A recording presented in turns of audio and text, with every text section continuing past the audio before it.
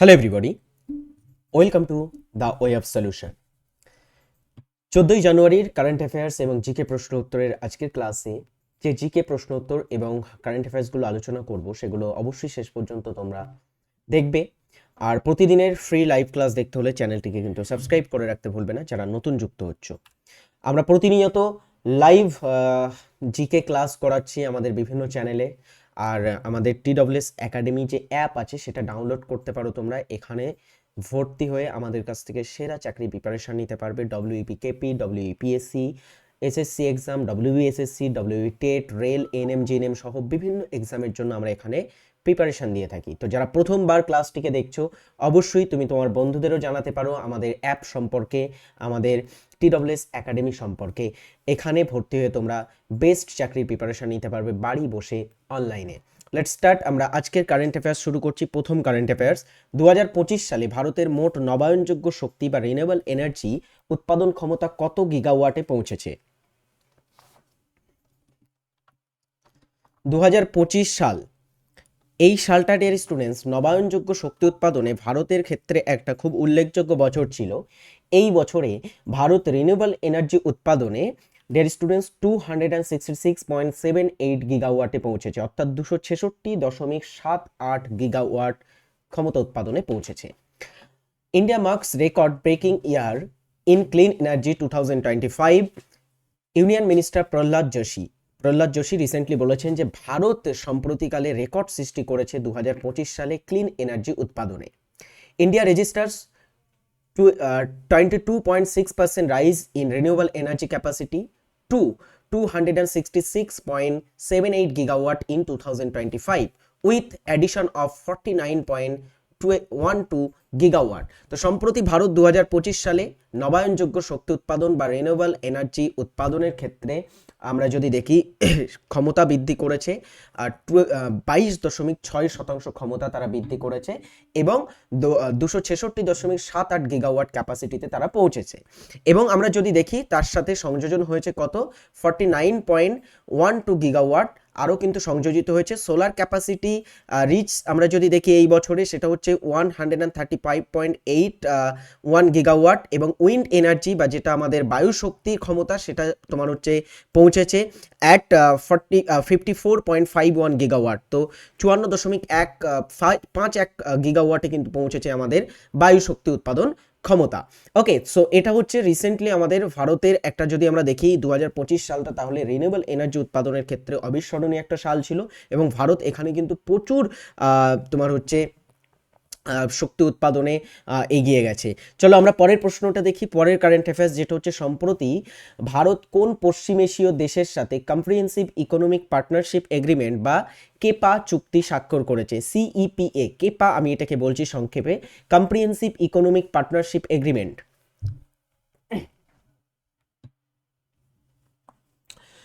এই যে চুক্তিটা, কেপা চুক্তিটা রিসেন্টলি স্বাক্ষরিত হয়েছে between India and Oman. Comprehensive Economic Partnership Agreement বা কেপা has been signed between India and Oman. এটা দুটি দেশের মধ্যে ব্যাপক অর্থনৈতিক অংশীদারিত্ব বৃদ্ধি করবে বলে মনে করা হচ্ছে। পরেরটা, দাবিন্দর সিং গোরচা কোন ক্রীড়াক্ষেত্রের সাথে যুক্ত ছিলেন? ইনি সম্প্রতি প্রয়াত হয়েছেন। ইনি একজন অলিম্পিক গোল্ড মেডেলিস্ট, জানো? ইনি অলিম্পিক গোল্ড মেডেলিস্ট। আমরা জানি ভারত হকিতে 8 বার গোল্ড মেডেল জিতেছে। 1928 থেকে 1980-র মধ্যে ভারত 8 বার অলিম্পিকে গোল্ড মেডেল জিতেছে। তো সেই হকি দলের সাথে অ্যাকচুয়ালি যুক্ত ছিলেন দাবিন্দর সিং গরচা। তো দাবিন্দর সিং গরচা ফর্মার ইন্ডিয়ান একজন hockey player and Olympian and gold medalist তিনি। তো রিসেন্টলি তিনি প্রয়াত হয়েছেন। প্রতি বছর কোন তারিখে আর্ম ফোর্সের ভেটারেন্স ডে পালিত হয়?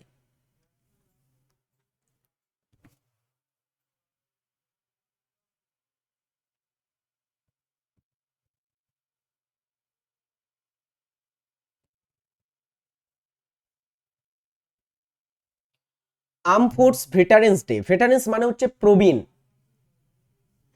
তো ভারতের যে সৈন্যবাহিনী বা ইন্ডিয়ান আর্মিতে আর্ম ফোর্স ভেটারেন ডে, প্রবীণ দিবস পালিত হয় প্রতি বছরে 14ই জানুয়ারি। The Armed Force Veterans Day is celebrated every year on January of 14 across India to pay respect to the armed force veterans for their selfless duty and sacrifice and reinforce solidarity throughout the next of kind of their brave hearts। বলা হচ্ছে কি এটা আমাদের ভারতীয় সৈন্যবাহিনীতে যে প্রবীণ সেনারা আছে তাদের যে নিঃস্বার্থ, তাদের যে আত্মত্যাগ, তাদের যে দায়িত্ব বা কর্তব্য তারা পালন করেছে এবং যারা বীর শহীদ হয়েছেন আমাদের ভারতের, যারা বীর শহীদ ছিলেন তাদের পরিবারের প্রতি, তাদের প্রতি শ্রদ্ধা জানাতে কিন্তু এই দিবসটা পালন করা হয়, arm forces veterans day. Alright, 14 জানুয়ারি। আচ্ছা, এই দিনটাকে কেন বেছে নেওয়া হয়েছে? বিকজ এই দিনটাতে আমাদের ভারতের প্রথম যিনি চিফ অফ আর্মি স্টাফ ছিলেন ভারতীয়দের মধ্য থেকে, তিনি হচ্ছেন general K M Cariappa. K M কারিয়াপ্পার নাম তোমরা নিশ্চয়ই শুনেছো। এই কে এম কারিয়াপ্পা ইনি এই দিনে অবসর নিয়েছিলেন। ওকে, কে এম কারিয়াপ্পা অবসর নেন এই দিনে। এই দিনটাকে এই কারণে স্মরণে রেখে আমাদের ভারতীয় সেনাবাহিনীতে প্রবীণ দিবস পালিত হয়, সশস্ত্র বাহিনীতে। সম্প্রতি পরম রুদ্রা নামক সুপার কম্পিউটিং সুবিধাটি কোন প্রতিষ্ঠানে উদ্বোধন করা হয়েছে? পরম রুদ্রা সুপার কম্পিউটিং ফ্যাসিলিটি বা সুপার কম্পিউটিং একটি সুবিধা, এটা সম্প্রতিকালে ডিয়ার স্টুডেন্টস উদ্বোধন করেছে আইআইটি বোম্বে। ওকে, পরম Rudra a state of the art supercomputing facility was inaugurated by Secretary Department of Science and Technology DST। তো এটা রিসেন্টলি ইনোগ্রেট করা হয়েছে বাই দা আমাদের ভারতের যে secretary department of science and technology যেটা আছে আমাদের, তারা and government of India professor Abhay Karandikar at the Indian Institute of IIT Technology IIT Bombay বা ইনস্টিটিউশন অফ টেকনোলজি বোম্বে, সেখানে কিন্তু রিসেন্টলি এটাকে উদ্বোধন করা হয়েছে by the department of science and technology. খুব গুরুত্বপূর্ণ এটা। চলো পরেরটা দেখি। এটা তাহলে কি একটা পরম রুদ্র, এটা জেনে রাখবে, সুপার কম্পিউটিং ফ্যাসিলিটি, এটা থেকেও প্রশ্ন আসতে পারে আমাদের ভারতের। সম্প্রতি কাকে কোটাক মাহিন্দ্রা ব্যাংকের ডিরেক্টর হিসাবে নিযুক্ত করা হয়েছে?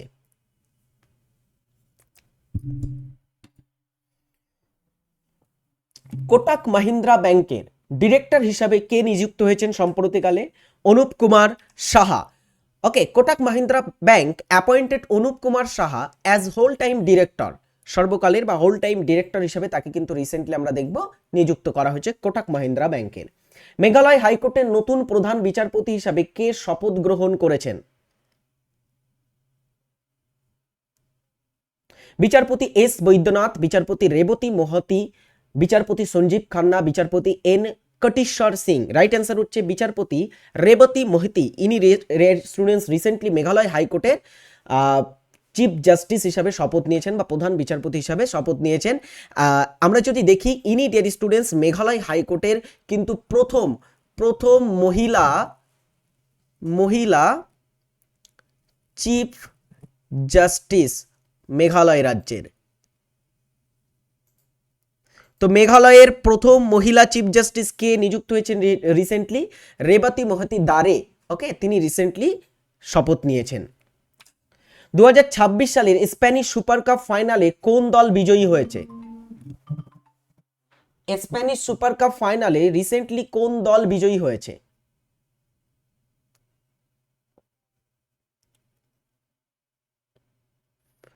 স্প্যানিশ সুপার কাপ ফাইনালে রিসেন্টলি বিজয়ী হয়েছে বার্সেলোনা।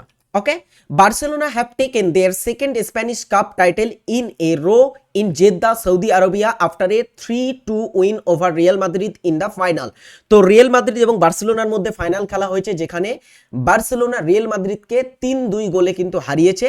কোথায়? জেদ্দা, সৌদি আরবে কিন্তু এটার ফাইনাল খেলা হয়েছিল। সেখানে বার্সেলোনা তাদের সেকেন্ড মানে পরপর দুইবার কিন্তু মানে তাদের যে টাইটেল আমরা দেখব সেটা কিন্তু জিতেছে। তো বার্সেলোনা রিসেন্টলি এটা জিতেছে। এবং কাকে বিট করেছে, কাকে হারিয়েছে? উইন ওভার দ্য রিয়াল মাদ্রিদকে কিন্তু রিসেন্টলি হারিয়েছে। অলরাইট, চলো আমরা এবারে জিকে প্রশ্ন উত্তর প্র্যাকটিসে আসবো, তার আগে বলে রাখি TWS একাডেমিতে যে সমস্ত ব্যাচগুলো চলছে তোমরা একবার চোখ বুলিয়ে নিতে পারো। আমি প্রতিদিন এটা তোমাদের বলে থাকি, যারা নতুন আছো তাদের জন্য আরও একবার বলছি, TWS একাডেমির এই সমস্ত বিভিন্ন ব্যাচ সেখানে চলে। যে কোনো ব্যাচে তুমি যে পরীক্ষার প্রিপারেশন নিচ্ছ তোমার গোল সেট করবে এবং সেখানে সেই ব্যাচে কিন্তু ভর্তি আমাদের কাছ থেকে ফুললি প্রিপারেশন নিতে পারো। চলো আমরা নেক্সট কোশ্চেন্সে আসবো। আজকের আমাদের কোশ্চেন অ্যান্সার পর্বে প্রথম কোশ্চেন্স কি আছে সেটা একটু দেখা যাক। প্রথম কোশ্চেন্স হচ্ছে, নিম্নলিখিত কোনটি কর্ণাটকী সঙ্গীতের ত্রিমূর্তি নয়? কর্ণাটকী সঙ্গীতের তিনজন ব্যক্তিকে কর্ণাটকী সঙ্গীতের ত্রিমূর্তি বলা হয়ে থাকে। এসএসসি, জিডি এবং এমটিএস এর জন্য দারুণ একটা কোশ্চেন্স। কর্ণাটকী সঙ্গীতটা কি? ভারতীয় শাস্ত্রীয় সঙ্গীত একটা কর্ণাটকী সঙ্গীত, যেটা দক্ষিণ ভারতে বিশেষ করে প্রচলিত। তো দক্ষিণ ভারতের যে শাস্ত্রীয় সঙ্গীত সেটাকে আমরা কর্ণাটকী শাস্ত্রীয় সঙ্গীত বলছি। তার ত্রিমূর্তির মধ্যে পড়েন না পুরন্দর দাস, এর ভিতরে ত্যাগরাজ, মুথুস্বামী দীক্ষিতর এবং শ্যামা শাস্ত্রী, তারা কিন্তু ডিয়ার স্টুডেন্টস কর্ণাটকী ত্রিমূর্তি বা কর্ণাটকী সঙ্গীতের ত্রিমূর্তি হিসাবে পরিচিত। পুরন্দর দাসও একজন কর্ণাটকী শিল্পী, এনাকে বলা হয় the grandfather of Karnataka music বা কর্ণাটক মিউজিক। অর্থাৎ আমরা বলবো কর্ণাটকী সঙ্গীতের তিনি কর্ণাটকী সঙ্গীতের পিতামহ কাকে বলা হয়? সেটা হচ্ছে পুরন্দর দাস, তাকে আমরা কর্ণাটকী সঙ্গীতের পিতামহ বলে থাকি। চলো, ছত্রপতি শিবাজি মহারাজ, মারাঠা শাসক ছত্রপতি শিবাজি মহারাজ, যে অশ্ব আরোহী বাহিনীকে রাষ্ট্র থেকে ঘোড়া এবং অস্ত্র সরবরাহ করা হতো তাকে কি বলা হতো? তো শিবাজি মহারাজের একটা আরোহী বাহিনী ছিল, হ্যাঁ, অশ্বারোহী বাহিনী ছিল, যারা রাষ্ট্র থেকে বা তার রাজ্য থেকে ঘোড়া এবং অস্ত্র সরবরাহ করত। সেই বাহিনীকে কি বলা হতো? অ্যান্সার হচ্ছে বাইগির বলা হতো এটাকে, সরি বার্গির বলা হতো, মাফ করবে, বার্গির। বৃষ্টির পরিমাপক যন্ত্র কি? আমরা বৃষ্টিপাত কতটা পরিমাণে হচ্ছে এটা পরিমাপ করতে পারি কোন যন্ত্রের সাহায্যে?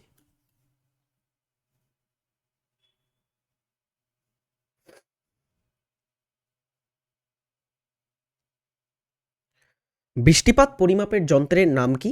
সেটি হচ্ছে রেইন গজ বৃষ্টিপাত পরিমাপের যন্ত্র। ব্যারোমিটার বায়ুর চাপ পরিমাপ করতে ব্যবহৃত হয়। আচ্ছা, অ্যানিমোমিটার বায়ুর গতিবেগ পরিমাপ করতে বা বাতাসের গতি পরিমাপ করতে ব্যবহৃত হয়। বাতাসের গতিবেগ মাপা হয় এর সাহায্যে। আর হাইগ্রোমিটারের সাহায্যে বায়ুর বা বাতাসের আর্দ্রতা মাপা হয়। চলে নেক্সট কোশ্চেন্স। দক্ষিণ গঙ্গোত্রী এবং মৈত্রী ভারতের কোন মহাদেশীয় গবেষণা কেন্দ্র, মানে কোন মহাদেশে অবস্থিত ভারতের দুটি গবেষণা কেন্দ্রের নাম দক্ষিণ গঙ্গোত্রী এবং মৈত্রী? দক্ষিণ গঙ্গোত্রী,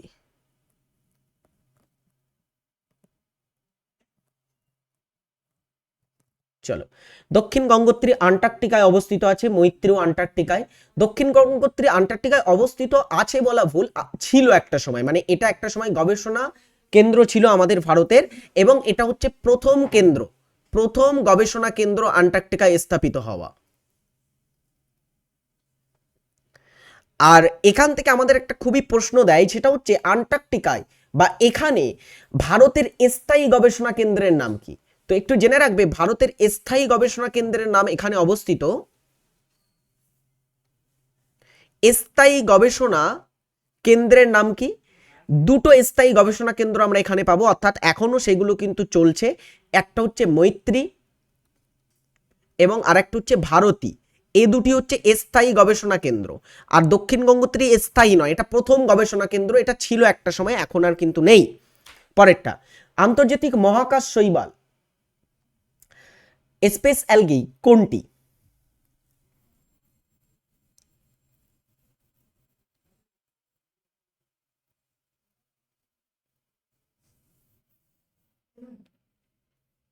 চলো, মহাকাশ শৈবাল আমরা যেটিকে বলি সেটা হচ্ছে ক্লোরেল্লা, এটাকে মহাকাশ শৈবাল বলা হয়। ওকে, আচ্ছা, এই যে ক্লোরেল্লা আছে, এই ক্লোরেল্লাকে কেন আমরা মহাকাশ শৈবাল বলি? বিকজ এই ক্লোরেল্লা হচ্ছে ডেয়ার স্টুডেন্টস, এর সালোক সংশ্লেষ হার, সালোক সংশ্লেষ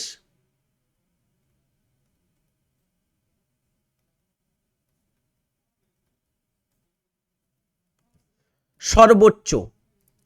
আচ্ছা, কোন শৈবাল সবচেয়ে বেশি পরিমাণে তাহলে সালোক সংশ্লেষ করতে পারে? সেটা হচ্ছে ডিয়ার স্টুডেন্টস, যে শৈবালটা সবচেয়ে বেশি পরিমাণে সালোক সংশ্লেষ করতে পারে সেটি হচ্ছে ক্লোরেল্লা। এটা সালোক সংশ্লেষণ ক্ষমতা সবচেয়ে বেশি।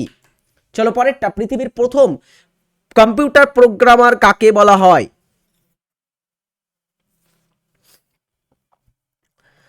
চার্লস ব্যাবেজের নাম শুনেছো? চার্লস ব্যাবেজ, কে হচ্ছে চার্লস ব্যাবেজ?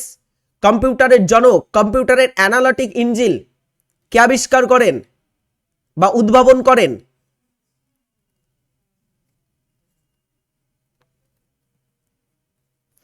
এটা চার্লস ব্যাবেজ আবিষ্কার করেছিলেন। এটার যিনি প্রোগ্রামার ছিলেন তার নাম কি জানো? তার নাম হচ্ছে dear students Ada Lovelace. Ada Lovelace, তিনি হচ্ছেন বিশ্বের প্রথম কম্পিউটার প্রোগ্রামার যিনি চার্লস ব্যাবেজের অ্যানালিটিক ইঞ্জিনের প্রোগ্রামার ছিলেন। ওকে, নেক্সট আমরা পরেরটা দেখব। মধুবনী চিত্রকলা কোন রাজ্যের লোকশিল্প?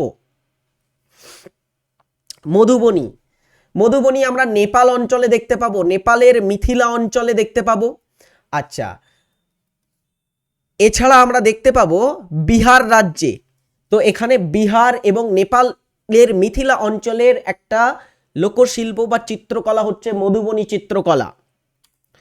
আভা নামক সংবাদপত্রটি ভারতের কোন বিপ্লবী সংগঠনের সাথে যুক্ত ছিল? আভা নামক এই যে সংবাদপত্র, এটা কোন বিপ্লবী সংগঠনের সাথে যুক্ত ছিল? অনুশীলন Samiti, Jugantar Dal, Ghadar party, Hindustan republican association. Right answer হচ্ছে যুগান্তর দল। যুগান্তর দল বারীন্দ্র কুমার ঘোষ দ্বারা স্থাপিত হয়েছিল। এবং এই যে যুগান্তর দল, এদের যে মুখপত্র ছিল তার নাম ছিল যুগান্তর পত্র। একদমই, এই যুগান্তর পত্রের অন্য নাম হচ্ছে আভা। এর অন্য নাম কি? আভা। আচ্ছা, এখানে বলে ফেলো, এই যে যুগান্তর পত্রিকা, এটার সম্পাদক কে ছিলেন? তার নামটা জেনে রাখতে হবে, হিস্ট্রির ক্ষেত্রে খুব ইম্পর্টেন্ট।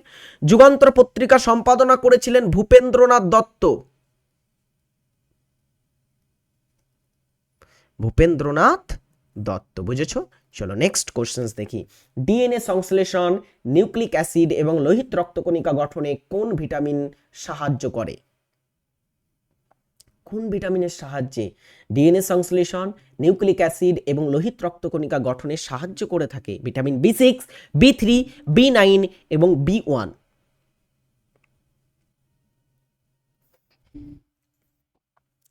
সঠিক উত্তর হবে ভিটামিন B9, যেটাকে আমরা অনেক সময় ফলিক অ্যাসিড বলি। এটার রাসায়নিক নাম কি? Folic acid. চলো পরের প্রশ্নে আসি। ধ্রুপদ গায়ন শৈলীর পৃষ্ঠপোষকতা করেছিলেন কোন মুঘল সম্রাট? ধ্রুপদ কি? ধ্রুপদ হচ্ছে একটা হিন্দুস্তানি হচ্ছে একটা শাস্ত্রীয় সঙ্গীত।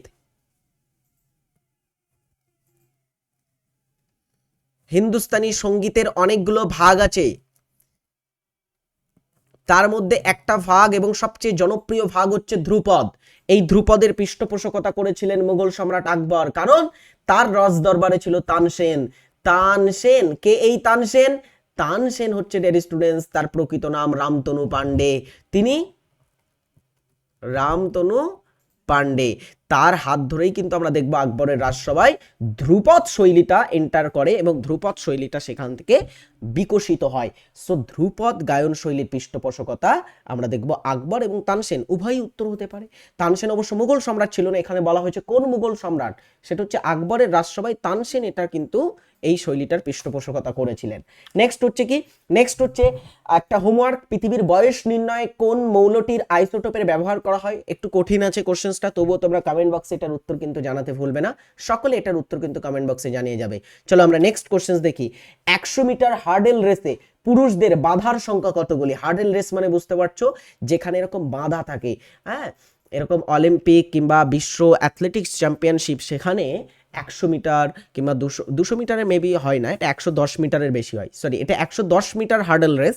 110 মিটারের হার্ডেল রেসে পুরুষদের এরকম অনেকগুলো বাঁধা থাকে, বেশ কয়েকটা রকম বাঁধা থাকে, সেগুলো টপকে টপকে রান করতে হয়। সো বাঁধার সংখ্যা কতগুলি থাকে? 100 মিটার, 110 মিটারের ক্ষেত্রে 110 মিটার হার্ডেল রেসে 10টি কিন্তু টোটাল বাঁধা থাকে। ওকে, 10টি। গ্র্যামি অ্যাওয়ার্ডের ইতিহাসে সবচেয়ে বেশিবার মনোনীত ভারতীয় নারীকে? গ্র্যামি অ্যাওয়ার্ড রিসেন্টলি এই কৃতিত্বটা একজন গড়েছেন। গ্র্যামি অ্যাওয়ার্ড কি? গ্র্যামি অ্যাওয়ার্ড আমরা জানি সঙ্গীতে প্রদত্ত হয়, সঙ্গীতে প্রদান করা হয়। এই যে গ্র্যামি অ্যাওয়ার্ড, এই অ্যাওয়ার্ডটি আমরা যদি দেখি ভারত থেকে অনেকেই কিন্তু মনোনীত হয়েছেন। ভারত থেকে জুবিন মেহতা, জুবিন মেহতা 18 বার মনোনীত হয়েছেন, কিন্তু একবারও জিততে পারেননি।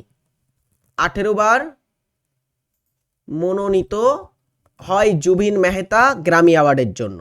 আচ্ছা, তারপরে জেনে রাখো রবি শঙ্কর, রবি শঙ্কর তিনি ডেড স্টুডেন্টস 10 বার মনোনীত, 10 বার মনোনীত, এবং তিনি জয়ী হয়েছেন কতবার গ্র্যামি অ্যাওয়ার্ড? তিনি জয়ী হয়েছেন ডেড স্টুডেন্টস 5 বার।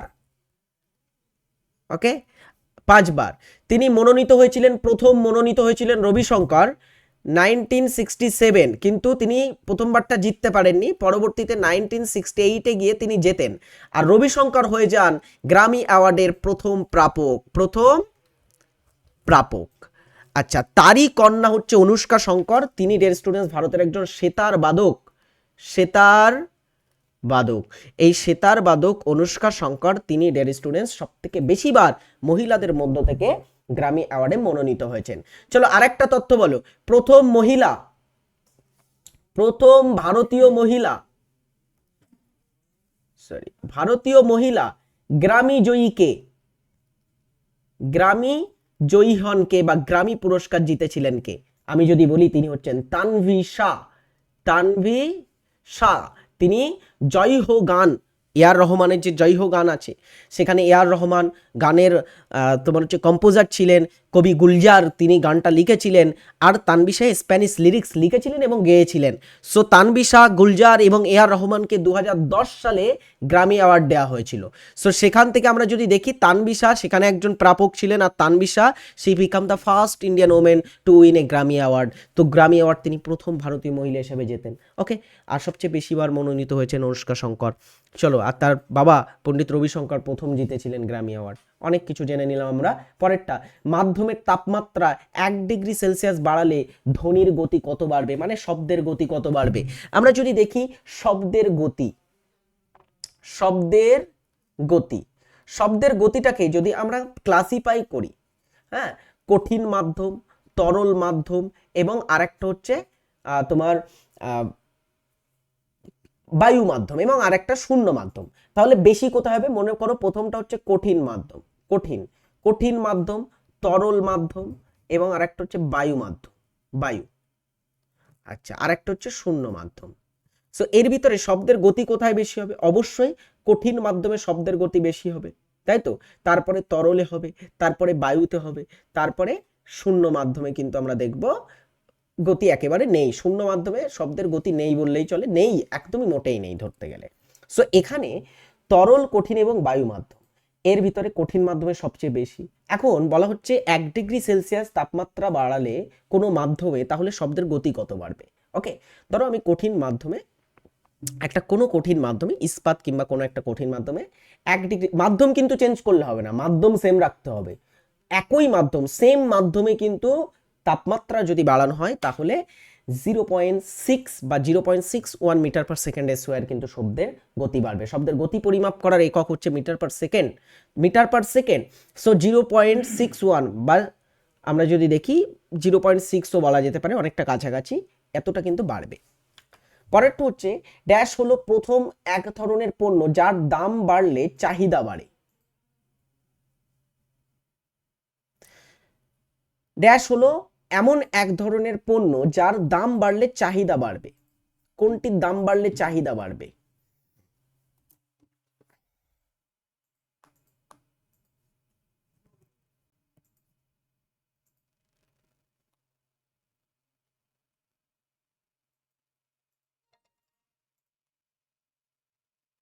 চলো উত্তর করো। দাম বাড়লে চাহিদা বাড়বে এমন প্রোডাক্ট কি আছে? সেটি হচ্ছে গিফেন পণ্য। গিফেন পণ্য মানে কি? গিফেন পণ্য বলতে আমরা দৈনন্দিন ব্যবহার করে থাকি, যেমন চাল, হ্যাঁ, ধান, চাল, তারপরে ধরলাম আটা, আটা, হ্যাঁ, বা রুটি, এইগুলোর কিন্তু ডিয়ার স্টুডেন্টস দাম বাড়লেও কিন্তু চাহিদা বাড়বে।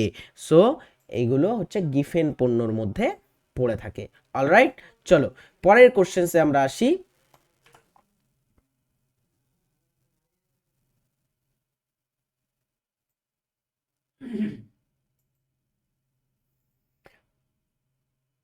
পার্থেনোজেনেসিস এ কি ঘটে? পার্থেনোজেনেসিসে কি ঘটে?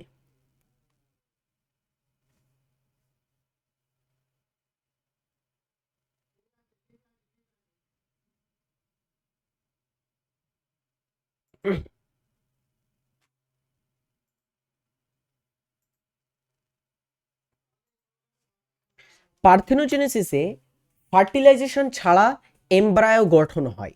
অর্থাৎ কি? পার্থেনোজেনেসিস সাধারণত ডিম্বাণু নিষিক্ত হয়ে জাইগোটে পরিণত হয়।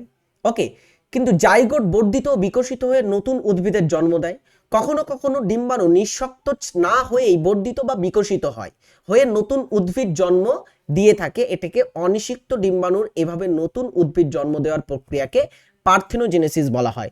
অর্থাৎ এর মাধ্যমে যে নতুন উদ্ভিদ বা নতুন তোমার হচ্ছে যেটা জন্ম হচ্ছে প্রাণী বা উদ্ভিদ, সেটাকে আমরা সাধারণত বলছি কি? সেটাকে সাধারণত বলা হয়ে থাকে ভার্জিন বাথ। এই যে প্রক্রিয়া পার্থেনোজেনেসিসকে আমরা সাধারণত ভার্জিন বাথ বলে থাকি। তো এখানে উদাহরণ কি? স্পিরোগাইরা এবং মৌমাছি প্রভৃতি জীবে পার্থেনোজেনেসিস ঘটতে দেখা যায়। তো আমরা কোথায় দেখতে পাবো? মৌমাছি এবং গাইরা প্রভৃতি জীব বা উদ্ভিদ বা প্রাণীতে আমরা দেখতে পাবো পার্থেনোজেনেসিস। আচ্ছা, আরেকটা জিনিস, হরমোন প্রয়োগ করে বীজবিহীন ফল উৎপাদন প্রক্রিয়াকে পার্থেনোকার্পি বলা হয়। অনেকে এটা কিন্তু ওটার সাথে গুলিয়ে ফেলবে না। পার্থেনোকার্পিটা কি? ফল উৎপাদন প্রক্রিয়া, বীজবিহীন ফল উৎপাদন প্রক্রিয়া, এটাকে আমরা পার্থেনোকার্পি বলি, যখন লেবু, কমলা লেবু ইত্যাদি উৎপাদন করাকে। চলো পরেরটা, দাদা সাহেব ফালকে পুরস্কার দেওয়া হয় 1969-এ প্রথম প্রদান করা হয় এই পুরস্কারটি। এটা কেন দেওয়া হয়? দাদা সাহেব ফালকে পুরস্কার অবশ্যই চলচ্চিত্রের ক্ষেত্রে দেওয়া হয়, দাদা সাহেব ফালকের নামে দেওয়া হয়, কিন্তু কোন ক্ষেত্রে দেওয়া হয়? চলচ্চিত্র, শ্রেষ্ঠ চলচ্চিত্রের জন্য, শ্রেষ্ঠ অভিনেতার জন্য, শ্রেষ্ঠ পরিচালকের জন্য, নাকি আজীবন সম্মাননার জন্য? এটাই option D, life time achievement বা আজীবন সম্মাননার জন্যই দাদা সাহেব ফালকে পুরস্কার দেওয়া হয়। প্রথম প্রদান 1969-এ। প্রথম প্রাপক ছিলেন কে? প্রথম প্রাপক ছিলেন দেবিকা রানী। দেবিকা রানী হচ্ছেন প্রথম প্রাপক। আচ্ছা, এটার 2025-এ একটু প্রাপকের নাম জেনে রাখো, কারেন্ট অ্যাফেয়ার্স হয়তো পড়েছো। 2025-এ কে দাদা সাহেব ফালকে পুরস্কার পেয়েছেন? 2025-এ প্রাপক হচ্ছেন মালায়ালাম অ্যাক্টর মোহনলাল, তাই না? মোহনলাল 71তম চলচ্চিত্র উৎসবের সময় তাকে এই পুরস্কারে ভূষিত করা হয়েছিল, মোহনলালকে। চলো পরেরটাতে আমরা আসি। নেক্সট কোশ্চেন হচ্ছে, মধ্যপ্রদেশের রাজধানী কোনটি?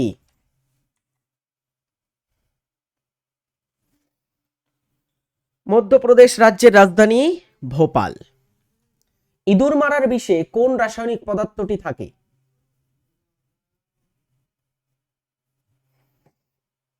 ইঁদুর মারার বিষে একটি রাসায়নিক পদার্থের ইউজ হয়, সেটি হচ্ছে জিঙ্ক সালফাইড। অপশন এতে পেয়ে যাচ্ছি জিঙ্ক সালফাইড, সরি ফসফাইড, মাফ করবে, জিঙ্ক ফসফাইড, হ্যাঁ, জিঙ্ক ফসফাইড। নেক্সট হচ্ছে কোনটি? ভারতের সর্বাধিক ভূমিকম্প প্রবণ অঞ্চল কোনটি? ভারতের সবচেয়ে ভূমিকম্প প্রবণ অঞ্চল কোনটি?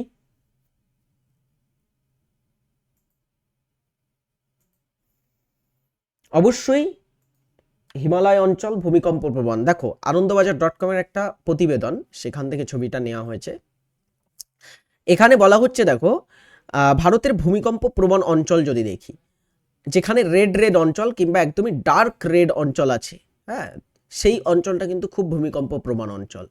যেমন হিমালয় অঞ্চল, হিমালয় নর্থ ইস্ট আমাদের যে অঞ্চল আছে, পশ্চিমবঙ্গের যে দার্জিলিং জলপাইগুড়ি অঞ্চল আছে, শিলিগুড়ি, হ্যাঁ এই অঞ্চলগুলো আছে।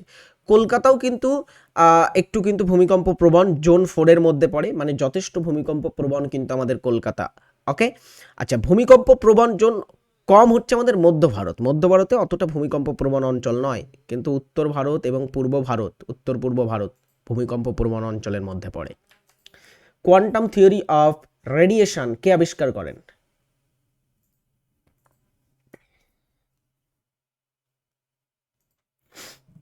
কোয়ান্টাম থিওরি অফ রেডিয়েশন আবিষ্কার করেছিলেন ম্যাক্স প্ল্যাঙ্ক।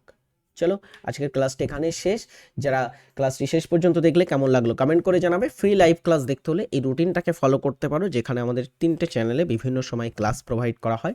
সকালবেলাতে কারেন্ট অ্যাফেয়ার্স এবং জিকে প্রশ্ন উত্তর প্র্যাকটিস করতে হলে দ্য ওয়ে অফ সলিউশন চ্যানেলে তোমরা আমার সাথে যুক্ত হবে সকালবেলাতে 6টার সময়। ভালো থাকবে সকলে, টেক কেয়ার।